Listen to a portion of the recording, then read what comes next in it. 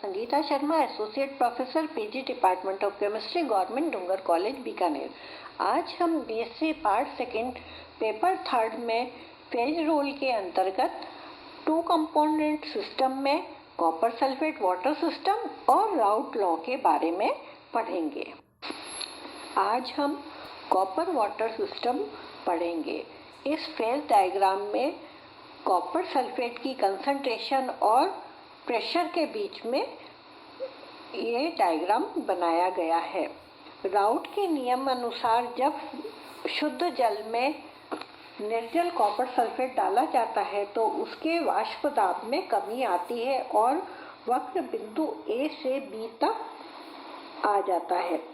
बिंदु ए शुद्ध जल का वेपर प्रेशर है। बिंदु बी पर तंत्र में कॉपर सल्फेट 5H2O का संतृप्त विलयन बनता है। जो कर्व BC है उस पर तंत्र का स्थिर ताप पर तीन फेज साम्यावस्था में रहती हैं: संतृप्त विलयन, ठोस कॉपर सल्फेट 5H2O और वाटर वेपर।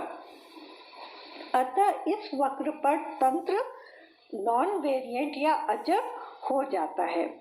यहाँ यदि हम इसमें अनहाइड्रस या निर्जल कॉपर सल्फेट डालें तो किसी दाब को प्रभावित नहीं करेगा, बल्कि थोड़ा कॉपर सल्फेट 5H2O के रूप में पृथक हो जाएगा।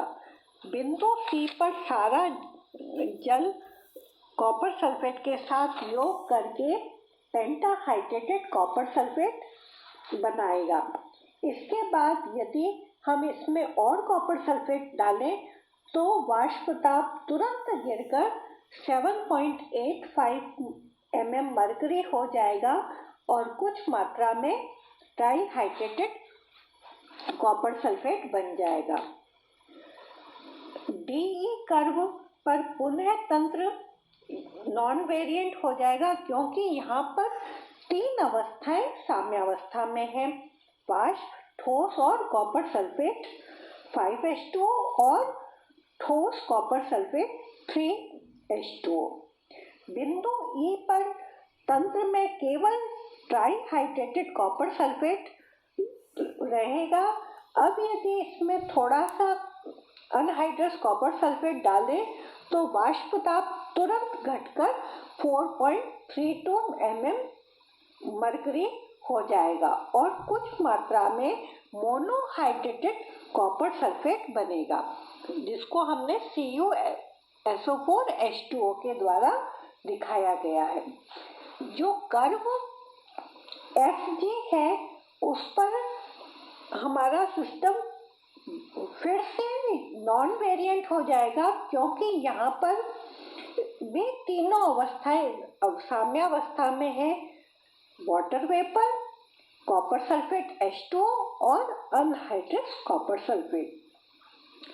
बिंदु G पर तंत्र में केवल एक अवस्था रहेगी, मोनोहाइड्रेटेड कॉपर सल्फेट, और इसके बाद यदि हम इसमें अनहाइड्रस कॉपर सल्फेट मिलाते हैं तो वाष्प दाब एकदम घटकर 0.0019 mmHg हो जाएगा और मोनोहाइड्रेटेड से अनहाइड्रस कॉपर सल्फेट पृथक हो जाएगा। यदि निर्जल या अनहाइड्रस कॉपर सल्फेट में जल डालते हैं तो उपयुक्त प्रकार के परिणाम ही प्राप्त होंगे और 50 डिग्री सेंटीग्रेड पर कॉपर सल्फेट 5H2O के निर्जलीकरण का अध्ययन करने पर साम्य वाष्प दाब क्रमशः 45.4, 30.9 और 4.5 mm प्राप्त होते हैं। किसी निश्चित ताप पर किसी लवण हाइड्रेट का वाष्प दाब निश्चित तभी होगा जब तंत्र में वाष्प अवस्था के साथ साथ दो ठोस प्रवस्थाएं विद्यमान लिक्विड लिक्विड मिक्सचर तीन तरह के बनते हैं। पहला इममिसिबल। इममिसिबल लिक्विड लिक्विड मिक्सचर में दोनों द्रव एक दूसरे में बिल्कुल विलयशील नहीं होते हैं, इनसॉल्युबल होते हैं। फॉर एग्जाम्पल CH2 और water, benzene plus alcohol etcetera. ऐसी स्थिति में दोनों लिक्विड बिल्कुल पृथक पृथक लेयर बनाते हैं और कोई विलयन नहीं बनता। दूसरा मिसिबल लिक्विड लिक्विड मिक्सचर होता है जब दोनों द्रव एक दूसरे में पूर्णतः विलयशील हो। For example water and alcohol, benzene plus toluene etcetera. ऐसी स्थिति में प्राप्त विलयन एक ट्रू सॉल्यूशन होता है जो आदर्श और अनादर्श, आइडियल और नॉन आइडियल दोनों तरह के होते हैं। तीसरा इन दोनों की बीच की स्थिति होती है जिसमें दोनों द्रव आपस में पार्शियल मिसिबल होते हैं और दोनों द्रव की सतह तो दो होती है लेकिन एक दूसरे के विलयन के रूप में भी होते हैं। इनको हम partially miscible liquid liquid mixture कहते हैं। आदर्श द्रव मिश्रण या आइडियल लिक्विड मिक्सचर वो होते हैं जब दो द्रव परस्पर पूर्णतः विलयशील हो, आपस में सॉल्युबल हो, तो वे परस्पर किसी भी अनुपात में मिलाने पर ट्रू सॉल्यूशन बनाते हैं। इस प्रकार के द्रव दो प्रकार के विलयन बनाते हैं, आइडियल सॉल्यूशन और नॉन आइडियल सॉल्यूशन। तो आदर्श विलयन और अनादर्श विलयन। आदर्श विलयन या आइडियल सॉल्यूशन उन्हें कहते हैं जो राउट के नियम का पालन करते हैं, और जो विलयन राउट के नियम का पालन नहीं करते हैं वे अनादर्श विलयन कहलाते हैं। और ऐसे विलयन विभिन्न प्रकार के एजोट्रॉप बनाते हैं जिनको हम आगे डिटेल में पढ़ेंगे। अब हम राउट का नियम पढ़ते हैं। तो कुछ उच्च ऊर्जा वाले अणु गति करते हुए द्रव की सतह से बाहर निकल जाते हैं। यह प्रक्रम वेपोराइजेशन या वाष्पीकरण कहलाता है, जिसमें धीरे धीरे करके द्रव पदार्थ में वाष्प अवस्था में बदल जाता है।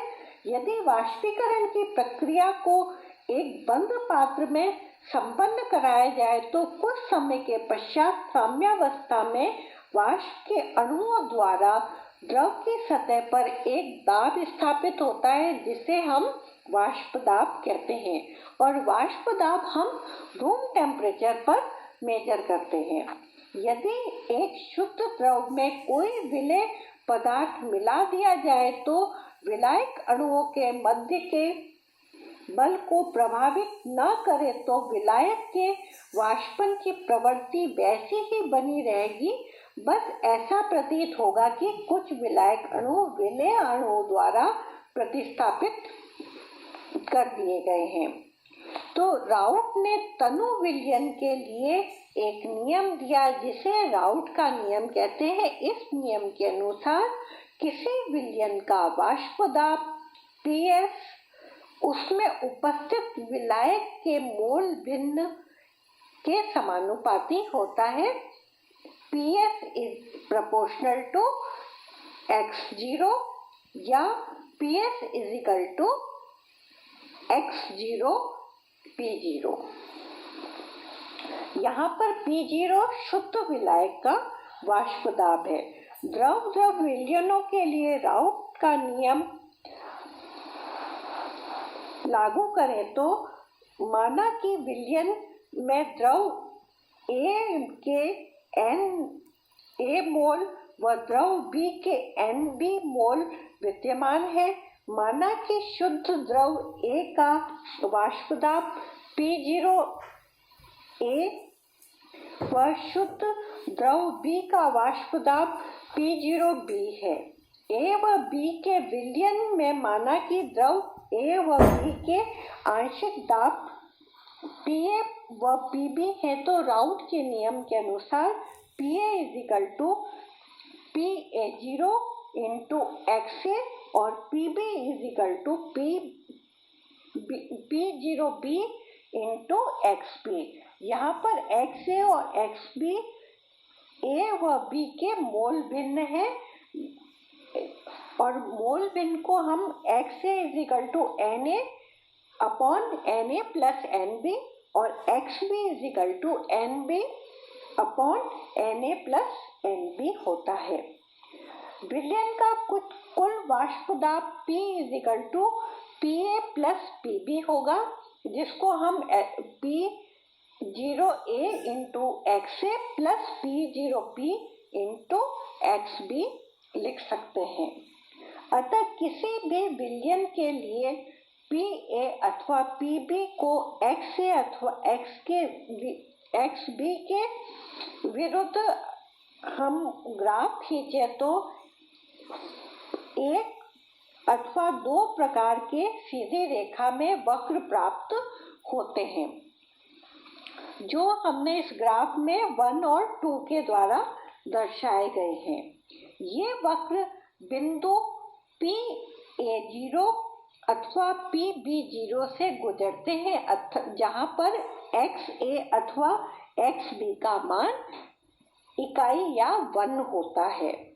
बिंदु P0A व P0B को मिलाने से जो वक्र हमको प्राप्त होता है, जिसको हमने रोमन नंबर 3 से बताया है,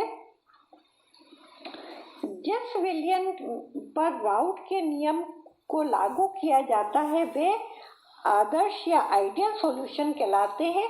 ऐसे विलयनों के लिए वाष्प दाब के मान P0A व P0B के मध्य होते हैं और P0A व P0B को जोड़ने वाली रेखा पर स्थिर होते हैं। इसके विपरीत जिन विलयनों पर राउट के नियम लागू नहीं किया जा सकता है वे नॉन आइडियल या अनादर्श विलयन कहलाते हैं। इन विलयनों का वाष्प दाब कर्व 3 के ऊपर अथवा नीचे होता है। आदर्श विलयन के वाष्प दाब शुद्ध अवयवों के वाष्प दाब के मध्य होते हैं। माना कि दो द्रव A व B परस्पर मिलाए जाते हैं। यदि A व B के मध्य के A B के आकर्षण बल का मान ठीक उतना ही है जितना A और B के मध्य है, तो विलयन एक आदर्श विलयन की भांति कार्य करेगा। दूसरे शब्दों में हम कह सकते हैं कि केवल वे ही पदार्थ आदर्श विलयन बना सकते हैं जिनके अणु परस्पर संरचना व ध्रुवणता पोलैरिटी में एक दूसरे के समान हो। उदाहरण के तौर पर हेक्सेन हेप्टेन अगर मिलाते हैं तो ये आइडियल सॉल्यूशन बनाते हैं। एक पूर्ण रूप से आदर्श विलयन रेयर होते हैं, लेकिन लगभग आदर्श विलयन हमको प्राप्त हो सकते हैं। For example ethyl bromide ethyl iodide का मिश्रण, बेंजीन टोल्यूएन का मिश्रण, क्लोरोबेंजीन ब्रोमोबेंजीन का मिश्रण यदि आदि ये लगभग आइडियल सॉल्यूशन होते हैं।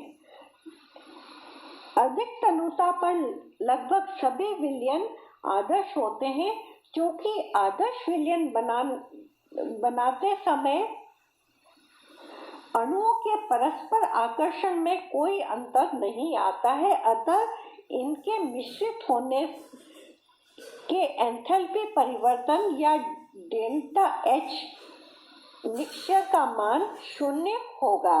साथ ही इनके मिश्रित होने पर इनके आयतन में भी कोई परिवर्तन नहीं आता है, इसलिए डेल्टा V मिक्सचर का मान भी 0 होता है। अतः एक आदर्श विलयन में निम्न गुण होने चाहिए: राउट के नियम का पालन करें, डेल्टा H मिक्सचर का मान 0 हो और डेल्टा V मिक्सचर का मान 0 हो। Cause of deviation from ideal behavior: राउट के नियम से विचलन या आदर्श व्यवहार से विचलन के क्या कारण हैं? तो राउथ का नियम उस स्थिति पर लागू होता है कि विलेय और विलायक के अणुओं के मध्य कोई आकर्षण प्रतिकर्षण बल नहीं है। लेकिन यदि ऐसा है तो विलयन का आदर्श व्यवहार से विचलन हो जाएगा। इसकी दो स्थितियां हो सकती हैं। विलायक अणुओं के मध्य के आकर्षण की तुलना में विलेय विलायक अणुओं के आकर्षण अधिक हो, या विलेय अणु विलायक अणुओं के साथ क्रिया करके कुछ स्थायी यौगिकों का निर्माण करते हों।